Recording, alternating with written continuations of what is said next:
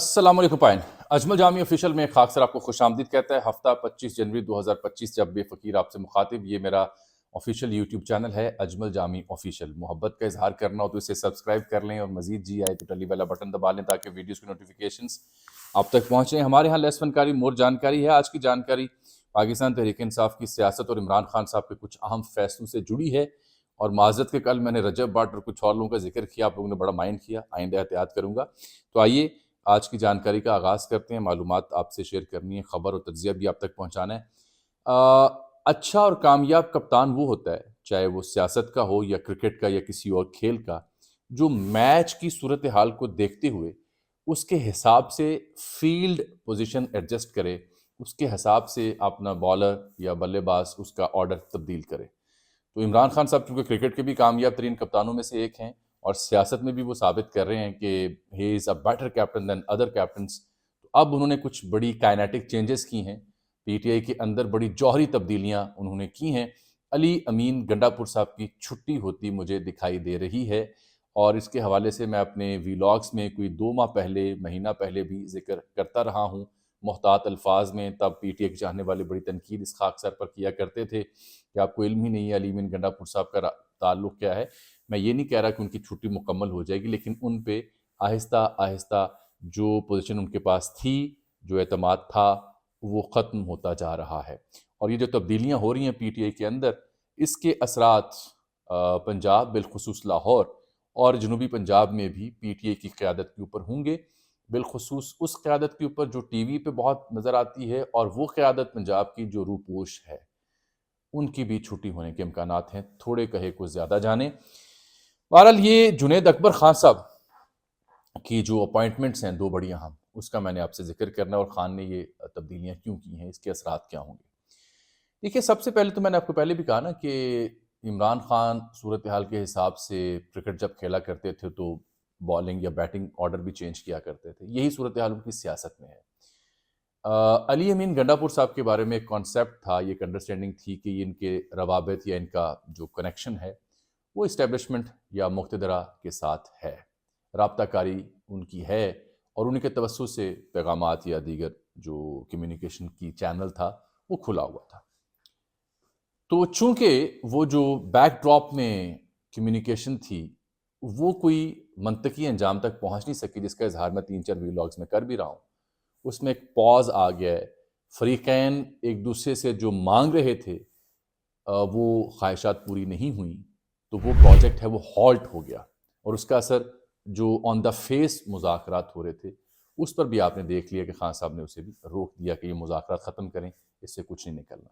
تو اب آن دی country to this آل، جو کہ ایک اچھی ڈیولپمنٹ تھی مذاکرات کے نام پر، بیک ڈور رابطوں کے نام پر، اس میں سے کچھ برآمد نہیں ہوا، خواہشات یا مانگ جو ایک دوسرے سے کی گئی تھی وہ پوری نہیں ہوئی۔ تو اب he is going on a front foot, اب تھوڑا اگریسو سیاست کا آغاز کر رہے ہیں عمران خان صاحب، نوئنگ کہ انٹرنیشنلی بھی پریشر ہے پاکستان کے اوپر، نوئنگ کہ انٹرنلی بھی تھوڑی ماحول بن رہا ہے، تو وہ اس حساب سے انہوں نے نیا سیکوینس بنایا ہے۔ اس سیکوینس میں علی امین گنڈا پور صاحب کی اب گنجائش مزید مجھے دکھائی نہیں دے رہی، اس لیے پی ٹی آئی کے پی کی جو صدارت ہے وہ ان سے واپس لی گئی ہے، اور یہ جنید اکبر کو صدارت دی گئی ہے۔ جنید اکبر خاصے پرجوش، خاصے ایکٹیو، خاصے ووکل پی ٹی آئی کے ایک رہنما ہیں، 20-25 سال سے پی ٹی آئی سے وابستہ ہیں۔ In like other political parties, P T I میں یہ جو بات ہے یہ قابل تعریف ہے کہ ایک مڈل کلاس کا ورکر، مالاکنڈ سے تعلق، NA9 ان کا حلقہ بنتا ہے قومی اسمبلی کا، جیلیں گزاری ہوئی ہیں عمران خان کے لیے، پی ٹی آئی کے لیے۔ اب وہ شخص نہ صرف چیئرمین پی اے سی بنا ہے بلکہ کے پی میں پی ٹی آئی کا صدر بنا ہے۔ علی امین کی جگہ 2 اہم ترین عہدے جنید اکبر کے پاس آئے ہیں، اور جنید اکبر ایک ووکل شخص ہیں، عمران خان کی طرز پر سیاست کرنے والے شخص ہیں، معاملہ فہم یا ہومیوپیتھ طبیعت نہیں رکھتے۔ تو یہ ایک پیغام ہے اس اپوائنٹمنٹ سے عمران خان کا کہ اب وہ ایک فرنٹ فٹ پہ جا کے اگریسو کیمپین کر رہے ہیں، اور یہ جو لاہور اور پنجاب کی قیادت ہے پی ٹی آئی کی، اس کے اوپر بھی اثرات مرتب ہوں گے، بالخصوص میں نے کہا جو لوگ غائب ہیں اور جو ٹی وی پہ آتے ہیں ان کی بھی چھٹی ہونے والی ہے۔ اس کا ثبوت عالیہ حمزہ صاحبہ ہیں۔ عالیہ حمزہ کو بھی پنجاب کی تنظیم نور پارٹی کو سنبھالنے کا ٹاسک دے دیا گیا ہے۔ عالیہ حمزہ اگین ایک ایسی شخصیت ہیں جو ووکل ہیں، بلنٹ ہیں، ان لائک ادرس، تو یہ اپوائنٹمنٹ بھی ایک پیغام دیتی ہے کہ اب عمران خان صاحب کس طرح کی سیاست کرنا چاہتے ہیں۔ عاطف خان صاحب اور جنید اکبر خان، ان کو عمران خان صاحب نے جیل بلایا تھا، جیل بلا کے ان سے ملاقات کی اور پھر ان تعیناتیوں کا اعلان سلمان اکرم راجہ نے کیا۔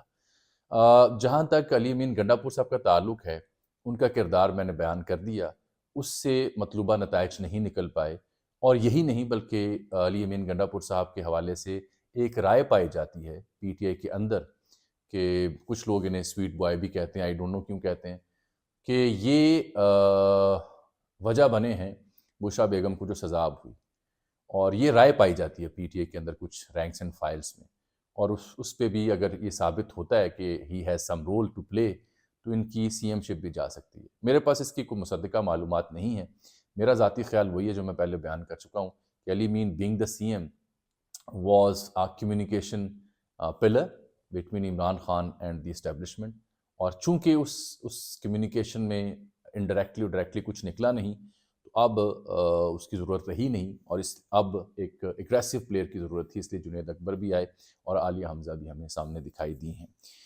اس میں دو باتیں میں نے اور آپ سے عرض کرنی ہیں۔ ایک تو یہ کام کرنے کے بعد عمران خان صاحب نے یہ کہا کہ مذاکرات کو ہماری کمزوری نہ سمجھا جائے، اور یہ جو فیصلے کیے ہیں یہ اس کا ثبوت انہوں نے دے دیے۔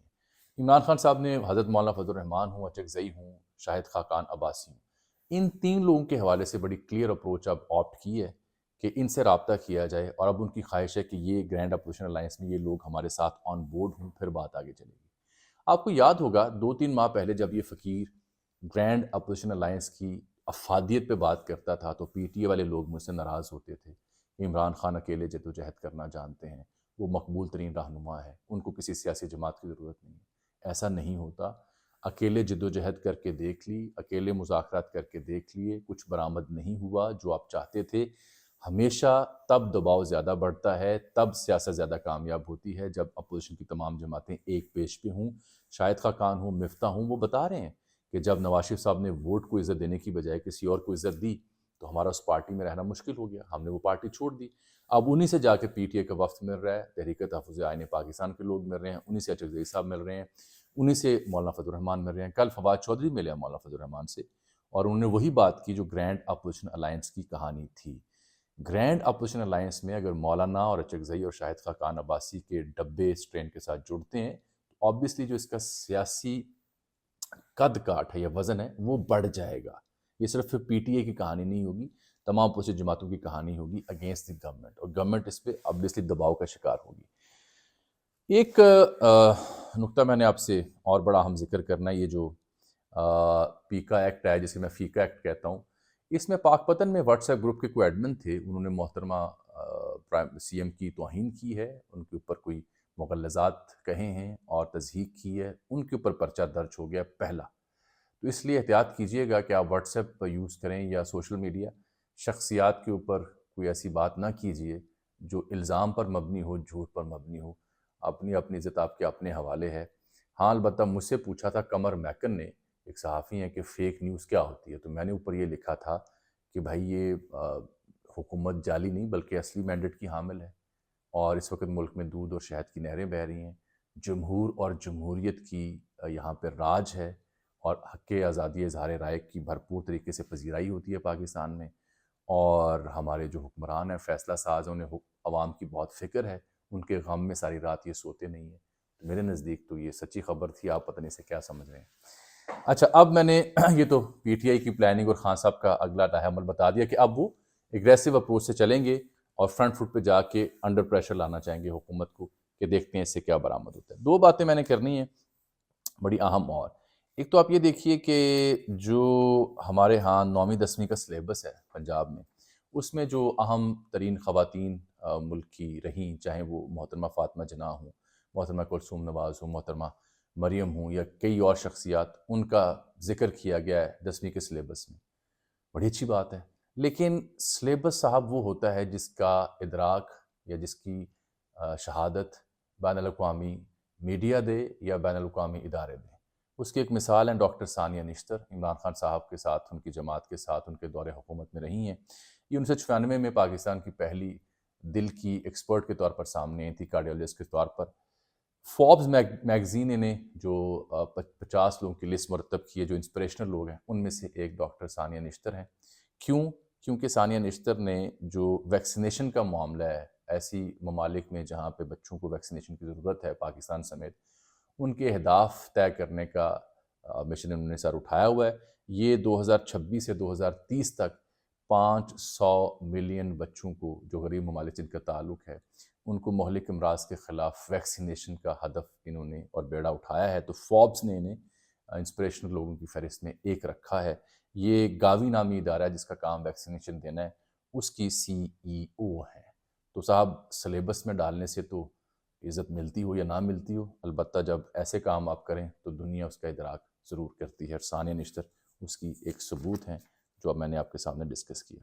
بلاول بھٹو زرداری جانا چاہ رہے ہیں ناشتے کے اوپر امریکی صدر کے ساتھ ملنے۔ یہ خبر میں نے دیکھی، یہ National Prayer Breakfast Foundation ہے امریکہ میں، National Prayers Breakfast Foundation امریکہ میں۔ یہ آپ سمجھیں جو کونسل آف چرچز ہیں، جتنے بھی چرچز ہیں ان کی کونسل ہے، اور ساتھ کانگریس کا ادارہ اس سے جڑا ہوتا ہے۔ یہ کوئی وائٹ ہاؤس یا ٹرمپ یا ایوان صدر کی جانب سے ناشتہ نہیں ہوتا۔ ٹرمپ خود اس میں ایک مہمان کے طور پر شریک ہوتے ہیں، میزبان کے طور پر شریک نہیں ہوتے۔ تو لہٰذا یہاں پہ بی بی شہید بھی جایا کرتی تھیں۔ تو جیسے بلاول کو جو دعوت نامے کی خبر ایک صحافی نے جیو سے اسلام آباد سے جاری کی تھی، ویسے ہی یہ دوسری خبر ہے۔ تو یہ یہاں پہ ٹرمپ خود میزبان نہیں ہیں، مہمان کے طور پر جا رہے ہیں۔ تو یہ میں نے ذکر کر دیا کہ وہ ایسا ناشتہ نہیں ہے کہ جہاں پہ دنیا بھر کے رہنما ہوں گے اور ٹرمپ انہیں ہوسٹ کرے گا اور بلاول ساتھ بیٹھے ہوں گے۔ تو یہ وضاحت میں نے آپ سے کر دی۔ تیسری بات میں نے کرنی تھی، جو پاکستان ویسٹ انڈیز کا ٹیسٹ میچ ہو رہا ہے، کمال ہی ہو گیا، پاکستان میں نیا ریکارڈ بن گیا۔ پاکستان کی ٹیسٹ ہسٹری میں پاکستان کے اندر پہلا موقع ہے، پاکستان کے اندر ایسا ٹیسٹ ہوا کہ ایک ہی روز میں 20 وکٹیں گری ہیں، پہلا موقع ہے۔ اور پاکستان کی ٹیم کی خوبی یہ ہے کہ ویسٹ انڈیز کے 38 پہ 7 آؤٹ تھے، ہم نے 163 پہ پوری ٹیم آؤٹ کی، 9ویں وکٹ کی پارٹنرشپ لمبی ہوئی۔ اور پاکستانی ٹیم وہ واحد ٹیم ہے جو ون سائیڈڈ میچ کو دلچسپ بنا دیتی ہے، اور اس کا ثبوت یہ ہے کہ بدلے میں پاکستان کی ٹیم 163 کے جواب میں 154 پہ آل آؤٹ ہو گئی، اور ویسٹ انڈیز کو 9-10 رنز کی برتری حاصل ہو گئی ہے۔ یہ صرف ٹیم پاکستان کر سکتی ہے، ان کی نالائکی کہہ لیں یا ان کی خوبصورتی کہہ لیں، only they can do it. اچھا، جو کہانی عدالتی ایوانوں سے ہے، منصور علی شاہ صاحب اور بینچز اور اپیل اور دیگر، میں اس پہ تبصرہ اس لیے نہیں کروں گا کہ عدالتی ایوانوں سے وہ سب برآمد نہیں ہونا جس کی توقع PTI کو ہے، سوری۔ یہ صرف ریمارکس کی حد تک باتیں ہیں، فلمیں ہیں، کہانیاں ہیں، اپنے ریمارکس، اپنے جملوں کی حد تک میڈیا میں رہنے کی عادت ہے۔ عدالتیں جہاں پہنچنی تھی وہاں پہنچ چکی ہیں، وہاں سے کوئی انقلاب PTI کے لیے نکلتا ہوا مجھے دکھائی نہیں دیتا۔